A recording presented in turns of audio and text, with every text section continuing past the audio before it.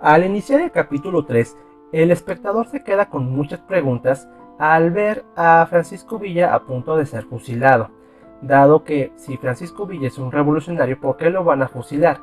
Y el capítulo hace una muy buena explicación de por qué van a fusilar al propio Francisco Villa y también hablar de la situación del gobierno de Francisco Madero. Hola, mi nombre es Luis y bienvenidos a Pausa Histórica, en donde vamos a hacer una explicación del trasfondo histórico del capítulo número 3 llamado Decena Trágica.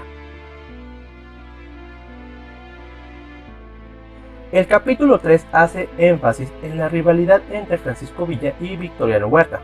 En el caso de Huerta, él era un militar de carrera, se había formado en el colegio militar e incluso había recibido un reconocimiento por parte del presidente Benito Juárez. Esto se debía a que era un excelente alumno y también a que era indígena, igual que el presidente. Una vez concluido su etapa formativa, Huerta se une al Ejército Federal y recibió el grado de teniente. Huerta había desarrollado una brillante carrera militar e incluso llegó a ser nombrado general, pero tenía fama de ser un duro comandante y que había causado diversos incidentes durante varias campañas de pacificación. Volviendo al capítulo, se hace mucha énfasis en la crisis que vive el gobierno de Francisco Madero. Madero había sido electo como presidente en 1911, pero al momento de llegar al Ejecutivo enfrentaría muchos obstáculos y el propio Madero no se ayudaba porque cometía demasiados errores. 1.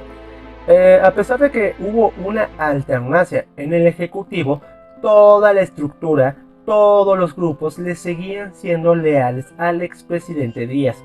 El Ejército Federal, los hacendados, los políticos, había mucha gente que todavía le seguían siendo fiel a Porfirio Díaz y eso causaba muchos conflictos al interior del gabinete del propio Madero. Unos querían derribar todas las estructuras, pero Madero sabía muy bien que dependía mucho de ellas para poder pacificar al país. ¿Por qué pacificar? Porque al momento en que Madero no logra cumplir con sus promesas de un reparto agrario o de traer justicia a los revolucionarios, muchos de ellos se levantan en armas contra el gobierno de Francisco Madero, por ejemplo Pascual Orozco y Emiliano Zapata. El caso de Zapata es muy especial porque días después de que Madero toma la presidencia, Zapata lanza el Plan de Ayala. Este plan desconocía a Francisco Madero y lo tachaba de traidor por no cumplir las promesas del reparto agrario. Y va a ser el propio Ejército Federal, a cargo de Madero, quien se va a encargar de sofocar esta revuelta, y va a ser el propio Victoriano Huerta quien va a tener la misión de acabar con dicha rebelión. Además de Zapata, quien se va a levantar en armas va a ser el propio Pascual Orozco. Como se vio en el capítulo anterior, Orozco no era muy partidario de Francisco Madero o de Venustiano Carranza, debido a que Orozco acusaba a estos dos últimos personajes de solamente defender sus intereses y no les interesaba traer una especie de justicia para los revolucionarios. Por tanto, se va a comisionar a Francisco Villa con la tarea de eliminar o terminar con la revuelta de Orozco. Aquí vemos cómo Villa va a tener que integrarse a las filas del Ejército Federal y va a estar a las órdenes de Victoriano Huerta, que deja muy en claro que Villa no es un militar de carrera y simplemente es un bandolero más. La relación entre ambos personajes está rota desde el inicio. Huerta no confía ni en Villa ni en sus hombres, dado que los tachan de simples bandoleros y no pueden cooperar con el Ejército Federal. Mientras tanto, Villa no confía en Huerta porque lo considera un oportunista y alguien que simplemente no es leal al gobierno de Madero. Y todo transcurre de manera muy tensa hasta que en un ataque nocturno las tropas de Villa causan un incidente con un ciudadano norteamericano. Este incidente causa una pelea entre Villa y Huerta. Villa amenaza a Huerta con abandonar el ejército y llevarse a sus soldados, y Huerta no tiene más opción que por el momento aceptar a Villa, dado que necesita de sus soldados para poder continuar con la campaña contra Orozco. Y en un incidente con un caballo de un soldado de Huerta, Villa amenaza con ya definitivamente retirarse de ahí y Huerta lo acusa de deserción y por tanto lo va a mandar a fusilar. Quien va a evitar la ejecución de Villa va a ser el coronel Raúl Madero. Y esto lo logra debido a que Francisco Madero manda una orden de detener la ejecución y llevarse preso a Francisco Villa a la prisión de Lecumberri. Villa se va a sentir traicionado por este hecho, pero no tiene más opción que obedecer y por tanto es mandado preso a la Ciudad de México. Durante su estancia en Lecumberri, Francisco Villa va a conocer a Guilardo Magaña. Este va a ser un personaje muy importante porque Magaña va a ser intermediario entre el movimiento de Francisco Villa y el movimiento de Emiliano Zapata, del cual es simpatizante y participó activamente en él. Posteriormente, Villa va a ser trasladado a la prisión de Santiago Tlatelolco. En la serie hacen énfasis nada más en que Villa estuvo en Lecumberri, pero en la vida real Villa fue trasladado a Santiago Tlatelolco y ahí va a conocer a Carlos Jauregui, alguien que va a apoyar a Villa a escapar. Villa tomó la decisión de fugarse de Tlatelolco a finales de 1912, dado que no recibía respuesta alguna de Francisco Madero, su jefe, y por tanto decidió que era mejor fugarse a que lo fusilaran, cosa que iba a pasar sí o sí. Y una vez que se fuga de Tlatelolco va a marcharse a los Estados Unidos, en donde solamente le toca observar cómo se hunde el gobierno de Madero en la Decena Trágica. La Decena Trágica es un golpe de estado que organiza parte del ejército federal que le era leal a Porfirio Díaz contra el gobierno de Francisco Madero en febrero. Por tanto, quien va a organizar el golpe van a ser dos militares, Manuel Mondragón y Félix Díaz. Y este plan consiste en 3 etapas. Primero, tomar la escuela de aspirantes, una institución similar al colegio militar. 2. Liberar a Bernardo Reyes de su prisión en Tlatelolco. Y 3. Marchar a Palacio Nacional para tomarlo y forzar la renuncia de Francisco Madero. El caso de Bernardo Reyes es muy especial porque antes de la Revolución Mexicana, Reyes era el militar más prestigioso de México después de Porfirio Díaz. La Decena Trágica inicia oficialmente en la madrugada del 9 de febrero de 1913.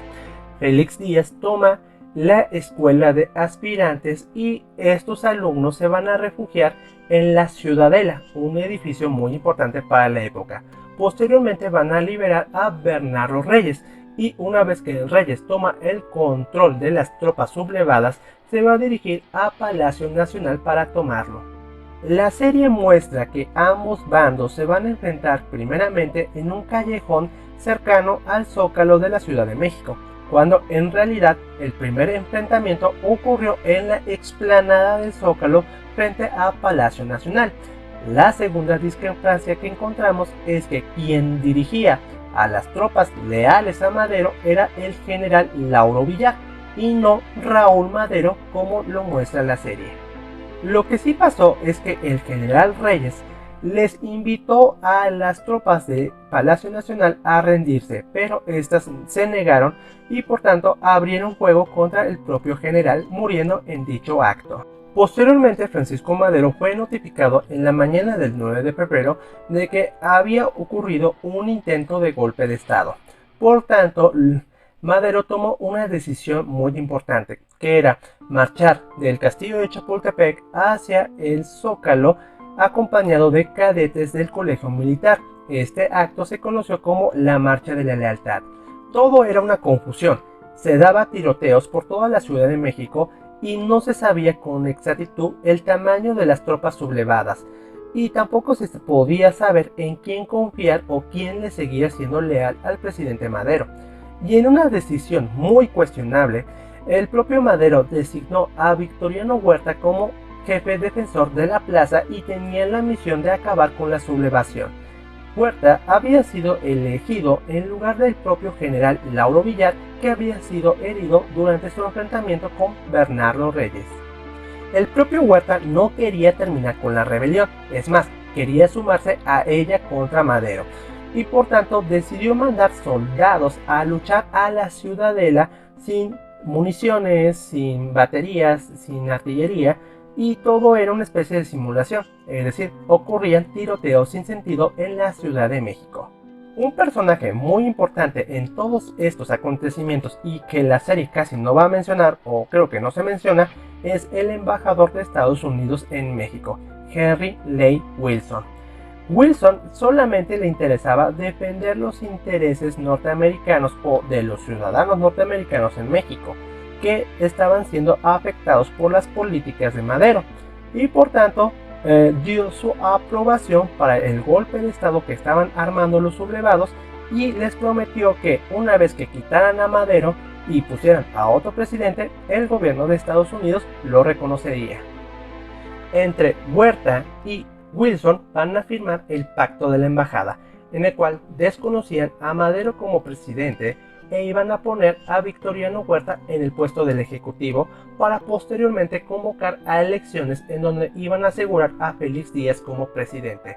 Madero buscó apoyo de sus generales leales a su causa para combatir a la sublevación, por ejemplo Felipe Ángeles, pero todo ello era inútil cuando Victoriano Huerta el día 18 de febrero de 1913 traiciona a Francisco Madero y lo arresta junto a su vicepresidente José María Pino Suárez. Madero y Pino Suárez van a tener que presentar sus renuncias a sus puestos y van a ser trasladados a la prisión de Lecumberri, pero a las afueras de estas instalaciones ambos personajes terminan muertos. No se sabe muy bien si esto era parte del plan, pero los oficiales que trasladaron a ambos personajes argumentaron que intentaron escapar y por tanto se decidió ponerles fin a su vida mediante tiros. Francisco Madero es asesinado el 19 de febrero de 1913, culminando una fase de la Revolución Mexicana. Con el ascenso al poder de Huerta va a comenzar otra fase de la Revolución Mexicana mucho más violenta, y sería encabezado por Venustiano Carranza, que mediante el Plan de Guadalupe va a formar el Ejército Constitucionalista. El capítulo termina con Francisco Villa enterándose de la terrible noticia y con la necesidad de buscar venganza, y a partir de ahí va a salir de su exilio en Estados Unidos para reintegrarse a territorio mexicano y volver a armar una revolución. Y acá termina el capítulo número 3 de la serie Pancho Villa. A mí me gustó mucho porque pone de relieve las grandes tensiones que se viven en la Ciudad de México entre el gobierno de Madero con el Ejército Federal. Y todo queda servido para que en los próximos capítulos veamos las grandes batallas de la Revolución Mexicana, en donde Francisco Villa va a ser el principal protagonista. Pero bueno, hasta aquí dejo mi análisis de la serie. Si te gustó, favor de darle un like, comentarlo y compartirlo con tus conocidos. Recuerda seguir a Pausa Histórica en su canal de YouTube y activa notificaciones para los siguientes capítulos. Mi nombre es Luis y nos vemos en el siguiente video. Adiós.